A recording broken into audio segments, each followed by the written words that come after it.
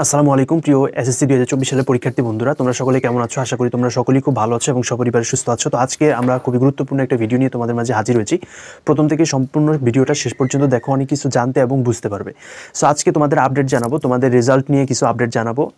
2-3টা update আজকের video জানাবো। তো প্রথম আপডেটটা হচ্ছে, তোমরা অনেকেই এরকম করেছো তোমাদের ফেল আসতে পারে, যে তোমরা সেট কোড ভালোভাবে পূরণ করো নাই পরীক্ষার খাতায়, তারপরে কয়টা লুজ নিয়েছো সেটা পূরণ করো নাই, তারপর রেজিস্ট্রেশন নাম্বার ঠিকভাবে পূরণ করো নাই। মানে ঠিকভাবে পূরণ করতে গেলেও হয়তো একটা না একটা অক্ষর একটু উলটপালট হয়ে গেছে, এরকমটা কিন্তু হয়। অনেক সময় দেখা গেছে সেট কোড পূরণ হয় না, তো সেক্ষেত্রে কিন্তু তোমাদের ফেল চলে আসবে। ঠিক আছে, তো এখন কথা হচ্ছে যে আমি তো খাতায় ভালোভাবে লিখছি, তাহলে ফেল আসলে বিষয়টা কেমন হলো? তো তোমাদের যখন ফেল আসবে, তারপরে তোমরা যখন এটারে বোর্ড চ্যালেঞ্জ করবে, তারপরে তোমাদের পাস দিয়ে দিব। বোর্ড চ্যালেঞ্জ করার পরে যখন তোমরা এটা দেখবে তারা বোর্ডে, যে আসলে এটা আহামরি কোনো বিষয় না, তখন কিন্তু তারা তোমাদেরকে এটা পাস কিন্তু দিয়ে দিবে।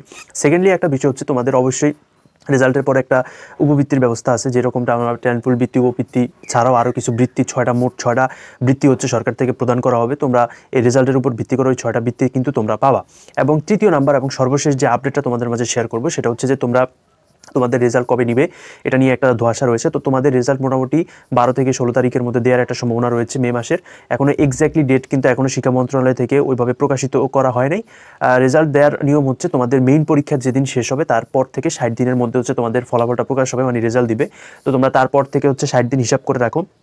এখন পর্যন্ত মন্ত্রণালয় থেকে কোনো ডেট বা তারিখ কিছুই ওই রকমভাবে প্রকাশ করে নাই, যেহেতু তোমাদের এরকমভাবেই 13, 14, 15 এই 3 তারিখের মধ্যে যে কোনো এক তারিখই তোমাদের রেজাল্টটা দেওয়ার সম্ভাবনা 98%। ঠিক আছে, তোমরা ওই তারিখটাই তোমরা ধরে নাও।